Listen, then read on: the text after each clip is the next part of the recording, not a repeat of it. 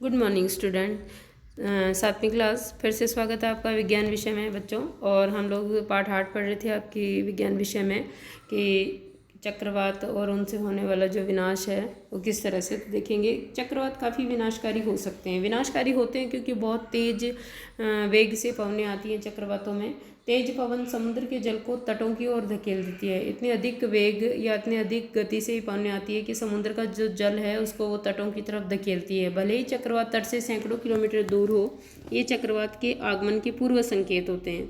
यानी पहले ही पता चल जाता है कि चक्रवात आने वाले हैं। पवन द्वारा उत्पन्न होने वाली, पवन यानी हवा के द्वारा उत्पन्न होने वाली जल की लहरें इतनी शक्तिशाली होती है कि उसके आघात से कोई भी व्यक्ति बच नहीं सकता है। चक्रवात के नेत्र में आपको पता है निम्न दाब के क्षेत्र होते हैं, तो निम्न दाब के कारण उसके केंद्र में जल सतह उच्च स्तर तक उठ जाती है। उठता जल 3 से 12 मीटर की ऊंचाई तक उठ सकता है। यानी 3 से 12 मीटर कितना ऊपर होता है, इतना ऊपर उठ जाता है। जल की धाराएं इतनी ऊपर उठ जाती है। चित्र 8.13 हम देखेंगे।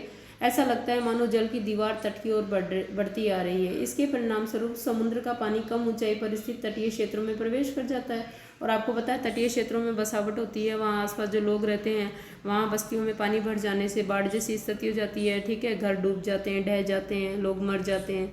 ठीक है, जिससे जीवन और संपत्ति की गंभीर हानि होती है। यह पानी मृदा की उर्वरता को भी कम कर देता है। कैसे कम करता है बच्चों?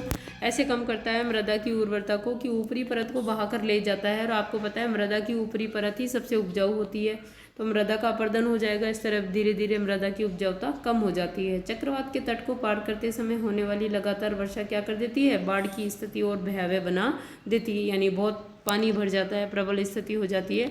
ये देखिए आप कितनी ऊपर तक उठ जाती है लहरें, देख रहे हो कितनी ऊंचाई है इनकी। ठीक है, छतों में क्या, घरों में, बिल्डिंगों के ऊपर तक पानी चला जाता है। तो ये देखिए चित्र 8.13, चक्रवात के कारण समुद्र में जल की ऊपर उठती विशाल लहरें। और ये इसका आधार कहाँ से लिया गया है? चित्र भारत मौसम विज्ञान विभाग नई दिल्ली द्वारा। ठीक है, अब देखेंगे आप चक्रवातों को विश्व के विभिन्न भागों में भिन्न भिन्न नाम से जाना जाता है। देखो चक्रवात अलग अलग हिस्से, विश्व के जो अलग अलग क्षेत्र हैं वहाँ अलग अलग नामों से जाने जाते हैं।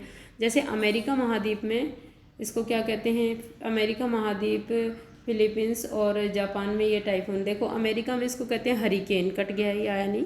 अमेरिका महाद्वीप में हरिकेन कहते हैं, फिलीपींस और जापान में ये टाइफून कहलाते हैं। किसको? चक्रवातों के ही नाम है ये।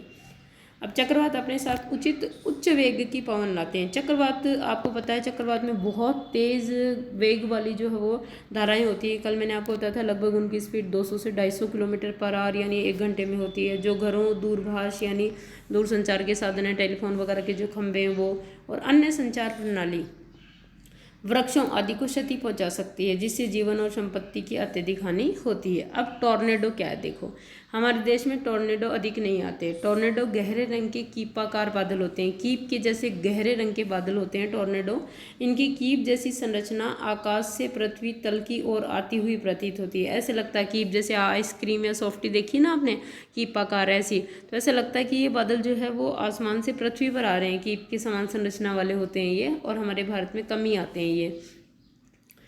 चित्र 8.16 में देखना आप, अधिकांश टॉर्नेडो कमजोर या निर्बल होते हैं, परंतु कोई विनाशकारी टॉर्नेडो लगभग 300 किलोमीटर पर आवर के वेग से गति कर सकता है, यानी बहुत अधिक प्रबल विनाशकारी हो सकता है।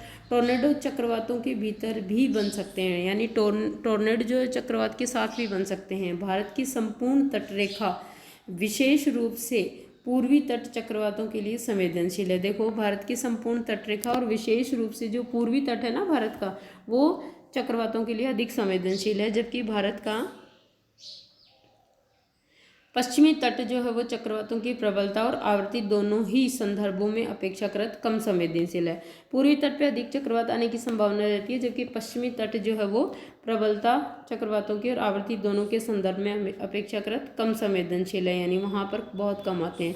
अब हम लोग पढ़ेंगे टॉर्नेडो के बारे में। देखिए आप, किसी टॉर्नेडो का व्यास 1 मीटर जितना कम अथवा 1 किलोमीटर अथवा उससे भी अधिक हो सकता है। देखो कोई भी टॉर्नेडो है उसका जो व्यास यानी चौड़ाई है वो 1 मीटर से लेकर के 1 किलोमीटर या उससे भी अधिक हो सकती है। टॉर्नेडो की कीप जैसी संरचना उसके आधार के आसपास की धूल, पत्थर, कंकर, कचरे और अन्य छोटी बड़ी वस्तुओं को अपने अंदर खींच लेती है। जैसे आप कहते हो ना बम्बुले आ गया, भंबूले आ गया, गोल गोल घूमती है, वैसे इसके साथ में वो सब चीज़ें गोल गोल घूमने लग जाती है, चाहे धूल हो, मिट्टी हो, कंकड़ पत्थर हो, कचरा हो, ठीक है ना, निम्न दाब के कारण। और फिर उन्हें अपने शीर्ष के निकट बाहर की ओर धकेल कर फेंक देती है, और वो कहीं ना कहीं इतने ऊपर तक जाते हैं और फिर पूरे वेग से फेंके जाते हैं, वो बाहर निकलते हैं।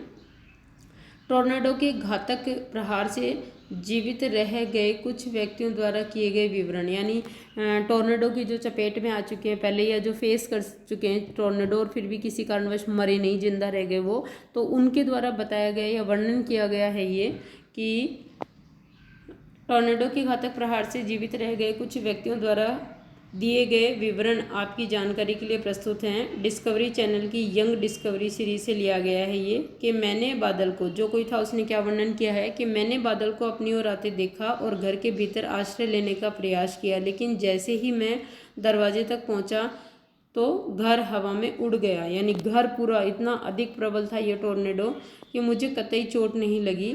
तूफान के बाद हमें गेहूं के खेतों से कचरे को साफ करना था।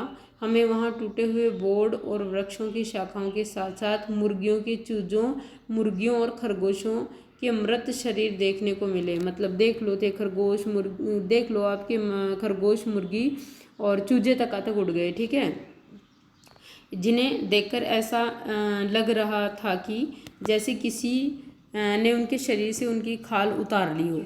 यानी इतना प्रबल होता है टॉर्नेडो, इतना वेग होता है इसकी हवाओं में कि चमड़ी भी खींचकर बाहर निकल आए शरीर से, है ना। तो मुर्गी, मृत खरगोश और वो मिले थे ना, तो उनको ऐसे लग रहा था जैसे उनकी खाल किसी ने छील ली हो, लेकिन ऐसा हो गया था टॉर्नेडो में जो वेग था ना हवा का, उसकी वजह से वो खाल जो है वो प्रबल दाब के कारण जो है वो उतर गई थी उनकी।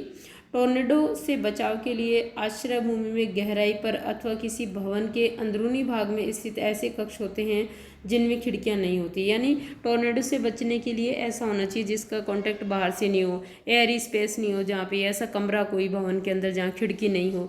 यदि ऐसे आश्रय उपलब्ध न हो तो टॉर्नेडो से बचाव के लिए खिड़कियों को बंद करके किसी मेज, बेंच के नीचे आश्रय लेना बेहतर रहता है। इन स्थानों में कचरा आसानी से नहीं पहुंचता। बचाव के लिए आपको घुटनों के बल नीचे झुककर अपनी बाहों को अपने सिर और गर्दन के चारों ओर लपेट लेना चाहिए। देखो ऐसे टॉर्नेडो से बचने के लिए यह मुद्रा होती है। अगर आप कहीं भी हो तो घर के अंदर भी कुर्सी, टेबल या मेज के नीचे हो तो इस तरह से टॉर्नेडो की सुरक्षा के लिए इस मुद्रा में आपको बैठना चाहिए, ठीक है। ये देखो किसी टॉर्नेडो का प्रतिबिंब दिखाया गया है, देख रहे हो आपकी आकार की जो संरचना है उसमें किस तरह से ये पृथ्वी की तरफ बढ़ती हुई आ रही है। ये देखो इस तरह से, है ना, टॉर्नेडो है ये, देख रहे हो। और नेशनल सीवर स्टॉर्म लेबोरेटरी से NSSL से ये डायग्राम हमको मिला है, प्राप्त हुआ है। तो बच्चों आज का आपका काम जो है वो टॉर्नेडो की संरचना का वर्णन करना है आपको कॉपी में यहाँ से, इस वीडियो से, ओके। और आपका नेक्स्ट टॉपिक नेक्स्ट वीडियो में देखेंगे हम लोग।